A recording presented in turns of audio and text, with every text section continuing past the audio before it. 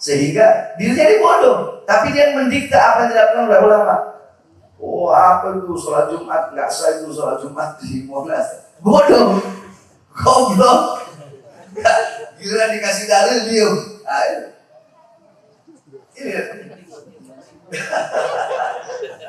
Ini banyak orang-orang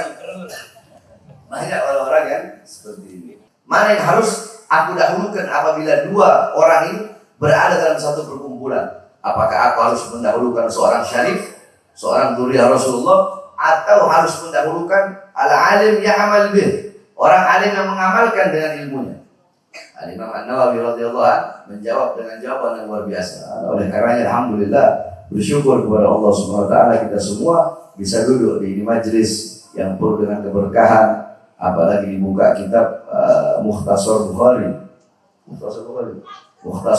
yang merupakan ringkasan daripada kitab hadis yang paling masyhur, yang paling sahih, yaitu kitab hadis Imam Bukhari, yang dimana di pesantren kami dibuka setiap tahun itu ada khataman Bukhari, dan banyak yakni para habaib itu tidak bisa dilepas daripada kitab Bukhari Imam Bukhari, kitab hadis Imam Bukhari.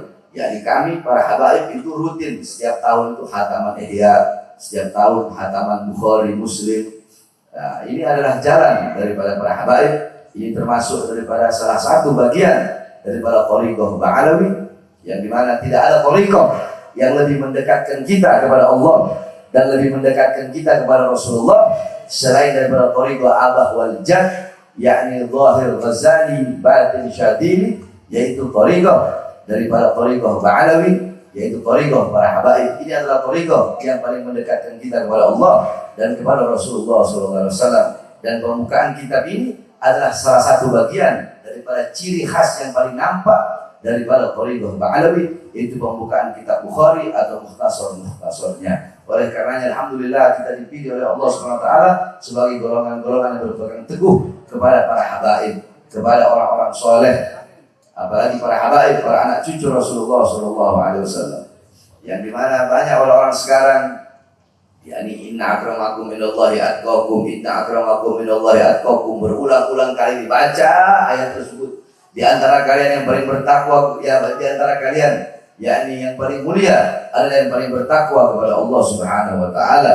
Saudara-saudara sekalian, memang betul yang paling yakni yang paling mulia di antara kalian adalah yang paling bertakwa kepada Allah Subhanahu wa taala.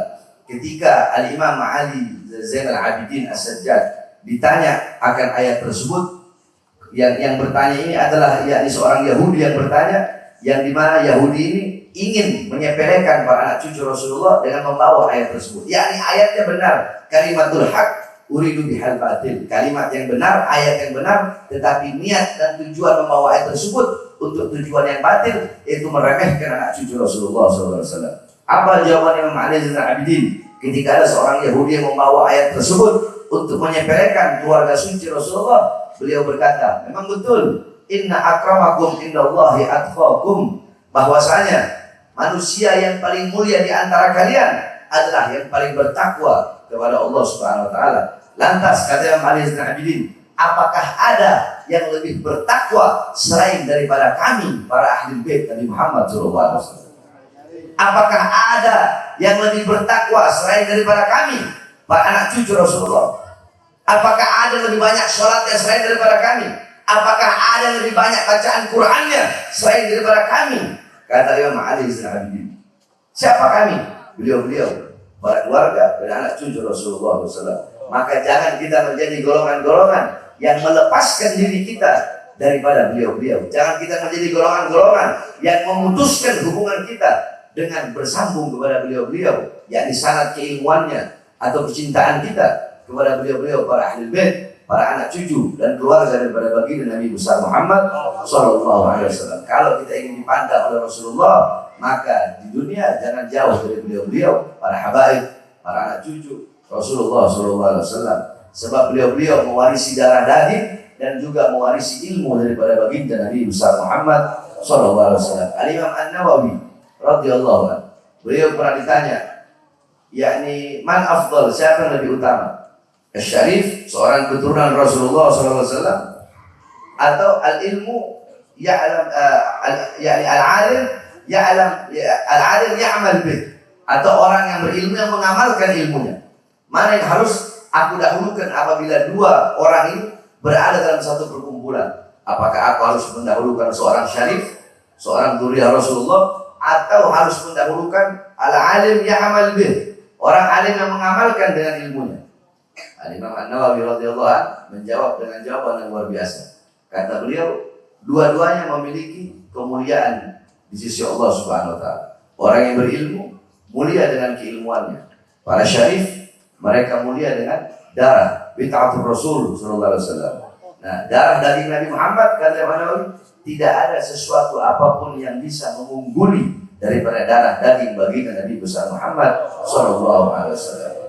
Mau sebanyak apapun ilmu, darah daging Nabi Muhammad tidak ada apapun yang bisa mengungguli. Sebab ilmu yang melekat dalam diri seseorang bisa hilang, akan tetapi darah daging Nabi Muhammad tidak akan pernah bisa hilang selama-lamanya dan dibawa sampai ke dalam kuburnya walaupun dia telah meninggal dunia. Dan apabila dua golongan ini, dua orang ini berjumpa dalam satu perkumpulan, maka kata beliau, maka aku mendahulukan hadis Nabi Muhammad yang dimana adalah Rasul Qaddimu Quraisyan, dahulukanlah golongan Quraisy. Beliau kata Imam Nawawi, para syarif, para syaraif, para sayyid, para habaib, beliau adalah golongan yang harus didahulukan karena beliau adalah termasuk daripada bagian Quraisy yang disabdakan oleh baginda Nabi besar Muhammad sallallahu alaihi wasallam. Oleh karena jangan jauh dari beliau karena beliau termasuk yang mewarisi darah daging Nabi, yang mewarisi ilmu Nabi Muhammad sallallahu alaihi wasallam yang dimana tidak sama. Jangan kita pernah menyamakan diri kita dengan para habaib. Kita sama. Apakah kita sama dengan beliau? Al-Imam Abdullah bin Ali bin Haddad di beliau umur 3 tahun buta. Akan tetapi umur 6 tahun beliau hafal Al-Quran. Umur 9 tahun hafal Kutubus Sittah, Bukhari, Muslim, Sunan Abi Dawud, Tirmidzi, Ibnu Majah, Nasai. Umur 11 tahun hafal Kutubul Ghazali, Ihya Ulumuddin, Mukasyafatul Qulub, Bidayatul Hidayah, Miyarul Ilm, Al-Wajiz, Al-Wasid. Apakah kita sama dengan Faqih Muqaddam Muhammad bin Ali Ba'alawi? Umur 7 tahun mengkhatamkan Al-Quran dalam 1 rakaat salatnya. Beliau lam yanam 33 sanatan la lailan wala naharan. 33 tahun beliau tidak tidur. Siang hari tidak tidur, malam hari juga tidak tidur. Qudwatul muhaqqiqin, ta'ajjul aimatil arifin. Pedoman para ahli hakikat, mahkota para ahli ma'rifat. Faqih Muqaddam 33 tahun tidak tidur. Ditanya, ya Imam, kenapa kau tidak tidur? Apa jawab beliau? Bagaimana aku bisa tidur? Setiap aku melihat ke kanan, aku melihat surga. Setiap aku melihat ke kiri, aku melihat ke neraka. Setiap aku melihat ke kiri, aku melihat neraka. Dan setiap aku melihat ke atas, aku melihat arsy Allah Subhanahu wa taala. Apakah kita akan menyamakan diri kita dengan Abu Bakar bin Abdul Attas? 1 kali duduk membaca Yasin 90.000 kali. Kita baca Yasin ada maunya doang, mau jual tanah, pergi keluar Batang, baca Yasin 40 kali. Beliau 1 kali duduk baca Yasin 90.000 kali. Al-Habib Ahmad Al-Muhdar, beliau mengkhatamkan Al-Quran di atas kubur yang beliau gali 9.900 kali khatam Al-Quran. Ketika beliau menghatamkan Quran 6.000, kemudian udah mau selesai, muridnya berkata, anaknya bilang, Abah udah cukup Abah, ayo Abah naik, umat butuh sama Abah. Abah udah hatam 6.000 kali, apa kata beliau? Ya. Rabi'atul Adawiyah, perempuan, dia head. Dia perempuan, dia head, tapi dia bisa menghatamkan Al-Quran 6.400. Masa saya cuma 6.000? Tidak, saya nggak mau kalah. Rabi'atul Adawiyah perempuan, ketika dia head, dia nggak baca Quran. Kalau saya cuma 6.000 berarti saya kalah. Akhirnya beliau menghatamkan 9.900 kali hatam sampai beliau wafat dalam keadaan menghatamkan Al-Quran. Nah, ini beliau-beliau yang dimana tadi dikatakan oleh Imam Ali Nabi, benar memang betul. Yang paling mulia di sisi Allah ketakwaan. Tidak ada orang yang lebih bertakwa selain daripada kami, para keluarga dan cucu Rasulullah Sallallahu Alaihi Wasallam. Mungkin bagi orang yang nggak paham nanti dipelintirin lagi. Oh ini sombong, nggak apa-apa.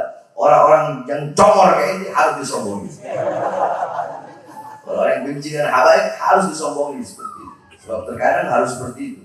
Pada orang-orang yang comornya benci kepada anak cucu daripada baginda Nabi besar Muhammad Sallallahu Alaihi Wasallam. Oleh karenanya wasiat saya kepada seluruh jamaah yang ada di sini, istiqamah, duduk di majelis ta'lim kepada Habib Hanif, kepada Habib Saleh. Ini merupakan suatu anugerah dari Allah SWT ketika Allah memilih antum semua sebagai hamba-hamba yang istiqamah duduk di majelis ilmunya Allah SWT. Mudah-mudahan Allah jadikan kita hamba-hamba yang istiqamah, Allah jadikan kita hamba-hamba yang selalu duduk di majelis-majelis ilmu, mendapatkan rahmat dari Allah dan mendapatkan pengampunan dari Allah SWT. Kita doakan guru kita Habib Hanif, mudah-mudahan Allah panjangkan umur beliau, Allah angkat segala macam penyakit-penyakit beliau, Allah perkuat langkah kaki beliau di dalam berjuang untuk memimpin kita semua menuju ridhonya Allah Subhanahu wa taala.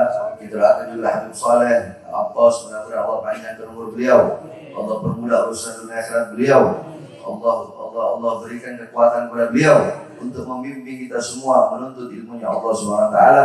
Kita doakan juga kepada Habib Mukhtar Al-Qas, mudah-mudahan Allah panjangkan umur beliau, Allah sehatkan jasmani dan ruhani beliau. Dan kita doakan juga kepada Umi daripada Habib Hanif Habib Saleh, mudah-mudahan Allah panjangkan umur beliau, Allah sehatkan jasmani dan ruhani beliau. Dan kita semua duduk di majlis ini tidaklah kita keluar kecuali Allah ampuni dosa-dosa yang telah lalu, dosa-dosa yang akan datang, dosa-dosa yang tampak, dosa-dosa yang tidak tampak, dosa-dosa yang tersembunyi.